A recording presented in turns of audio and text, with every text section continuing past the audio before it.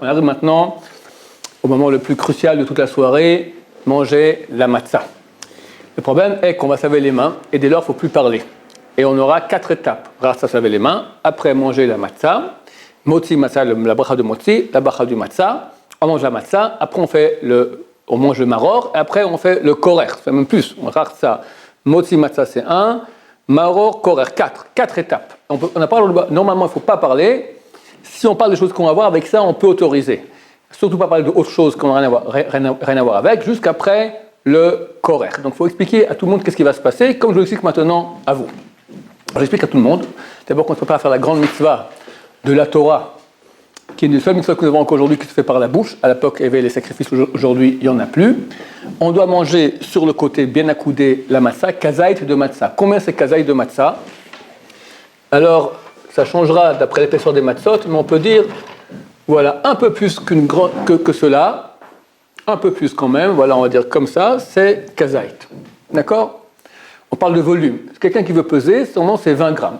20 grammes, c'est 29 millilitres qui correspondent, il y en a qui disent un peu moins, pour être certain, 20 grammes de matzah. On aura donc un peu de sel aussi à côté de nous. Et j'explique aux gens qu'est-ce qui va se passer. Moi, je vais mettre en fait la matzah ici à l'intérieur des deux entières. Je vais faire la bracha du motzi. Je vais faire la bracha, après je lâche celle du bas.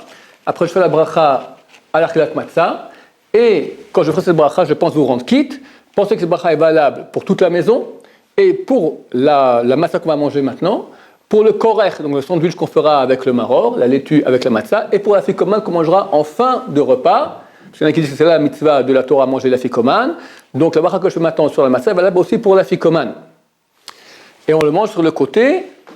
Alors j'ai expliqué aussi, ce que j'explique maintenant, c'est qu'on peut le faire de plusieurs façons.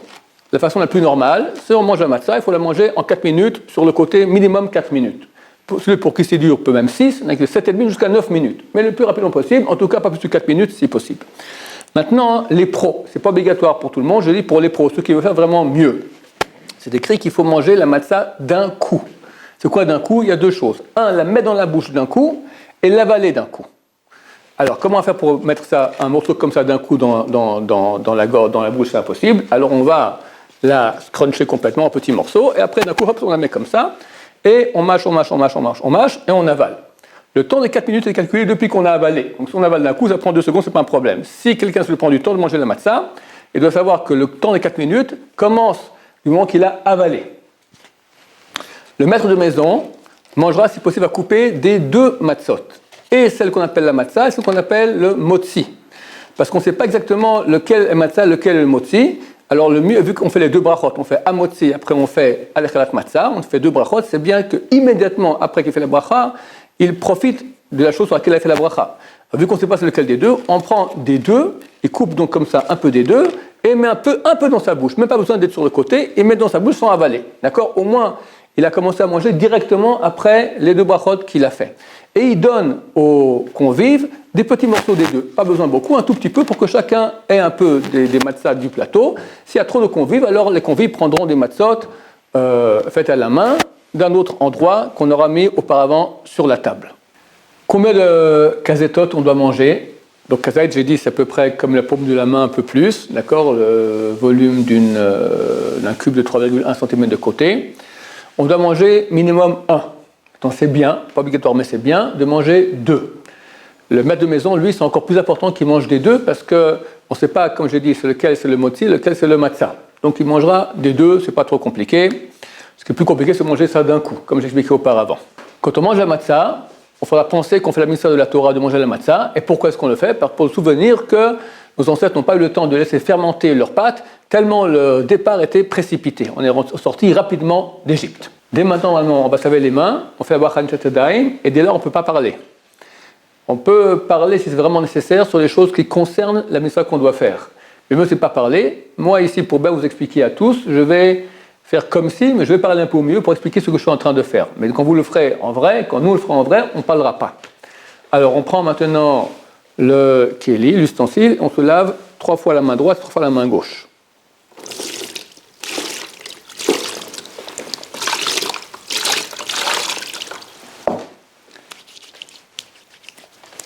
Baruch ata Hashem, Elokeinu melech haolam, asher kiddeshanu b'mitzvotav havetzivanu al netilat yadayim.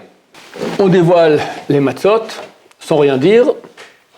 On prend les 3 matzot avec celle qui est coupée au milieu. On se met là et on met les doigts de façon à ce qu'on puisse lâcher celle du bas.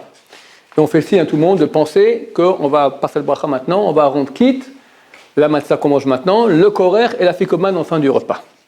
Baruch ata Hashem, Elokeinu melech haolam hamotzi lechem min haaretz.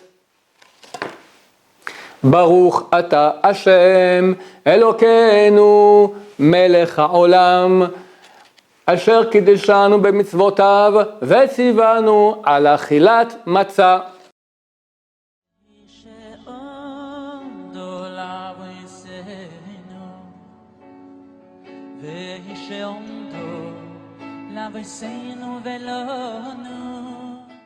Sans parler toujours, on se met maintenant debout, on va prendre du milieu. Ici, ce qu'on appelle dans le plateau, ça c'est appelé ici le maror, ça s'appelle le korer. On prend du maror, on ne va pas prendre des endives qu'on a mis, juste on les pose comme ça les endives, mais on ne les mange pas, on prend de la laitue, le côté de kazaït, c'est environ 30 grammes de laitue, et de nouveau le volume d'une boîte d'allumettes standard universelle. Voilà, je pense qu'ici, voilà, on va dire un peu plus encore pour être certain. Le mieux c'est prendre le cœur, parce qu'on est certain qu'il n'y a pas de petites bestioles là-bas. Et je pense rendre quitte tout le monde. Et là, je l'aurais déjà expliqué auparavant, que quand je fais la bracha sur le maror, il faut penser rendre quitte aussi le korer, le sandwich qu'on fera après, matzah et maror ensemble. Qu'est-ce qu'on va faire avec le maror? Une fois qu'on a notre quantité ici de maror, on la trempe dans la charoset. Maintenant, le Shulchan Aruch, c'est bien. La coutume, c'est de tremper un peu. Mais si on fait vraiment bien les pros, c'est pas obligatoire, on la trempe complètement comme ça. Il faudra qu'on l'écrase bien comme il faut dans la charoset. Et après, on la secoue de la charoset. Pourquoi on la secoue? Parce qu'il y a trop de charoset. La douceur va annihiler l'amertume, le goût amer du maror. Il faut que ça ait un goût amer. Donc, on trempe complètement. Et après, on secoue le maror et on fait la bracha en rendant quitte le maror et ce qu'on va manger dans le korer. Baruch ata Hashem, Elokeinu melech haolam, asher kiddeshanu b'mitzvotav, vetzivanu al achilat maror. C'est bien de le mettre d'un coup dans la bouche. On va essayer de faire un kazaït.